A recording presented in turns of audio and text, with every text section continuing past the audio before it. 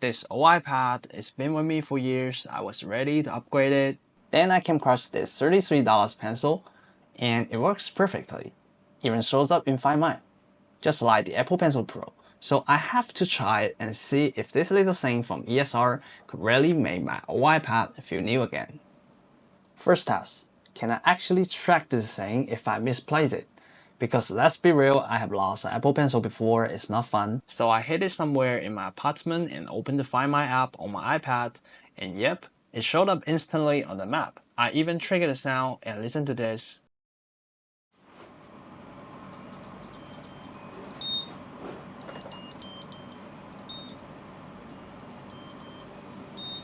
If you're anything like me and consistently misplace stuff, this will be a lifesaver. A few taps on your iPad or iPhone and follow the sound and it's right there. The next feature I wanted to try is the shortcut button. I don't know if you can hear this. And the battery display.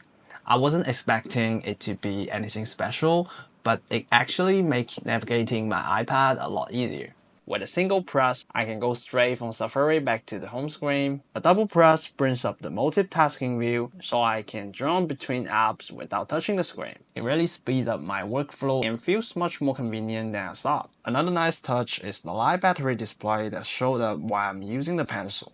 I don't have to guess how much charge is left or open any menus. I just keep writing or sketching, glance at the display, and know exactly where I stand. For someone like me who often forgets to charge devices, this is surprisingly practical. Next, I wanted to test writing and drawing. I wasn't sure if this $33 pencil could come close to the Apple Pencil, but it actually works well. I took some notes and did a few quick sketches, a little doodle here, some lines there, just to see how it responds. To test tilt sensitivity, I draw a few lines while holding the pencil upright, then tilt it to see how the line thickness changes. You can see the variation in real time, which is exactly what you want when shading or sketching. The pencil glides smoothly over the screen and the lines feel consistent. For regular note-taking or casual sketches, it gives a natural experience without any weird lag or skipping. I'm also curious if a 20-minute charge could really keep me going through a full day of work and notes. So I set a timer and gave it a shot. After 20 minutes, I went about my day, taking notes, sketching, flipping between apps, even jotting down a few quick lists, and it keeps up without hiccups. What's nice is how the battery indicator shows up right on the screen, just like the Apple Pencil I've used for years.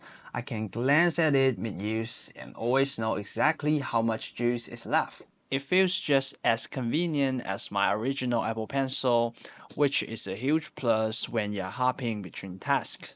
One of the coolest things about this pencil is that it works with old iPad. Mine is an iPad Air 3.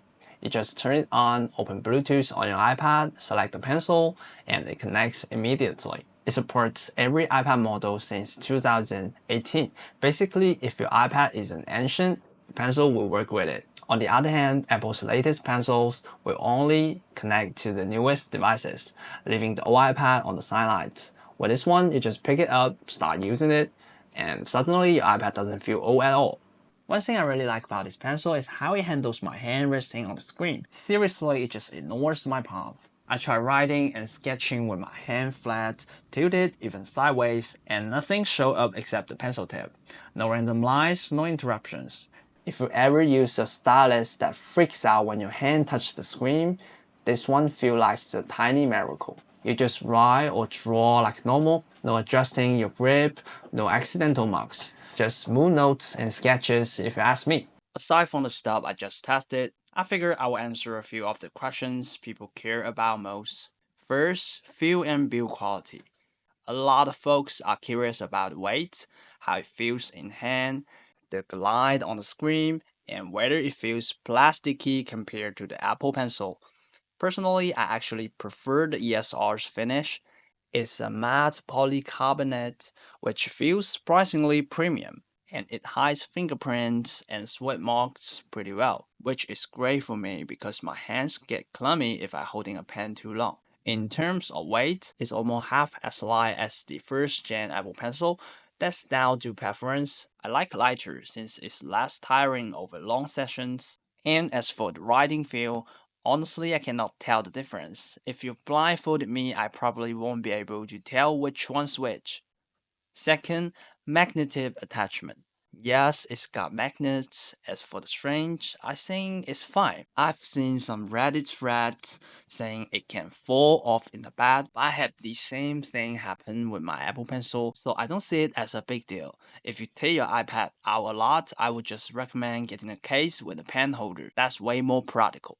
Third, connection stability. Some people have said it occasionally disconnects or stop responding. I haven't had that happen once, and I actually own two ESR pencils. Neither of them has ever had this issue. I've been swapping them between my iPad and my wife's iPad pretty often, and they reconnect almost instantly.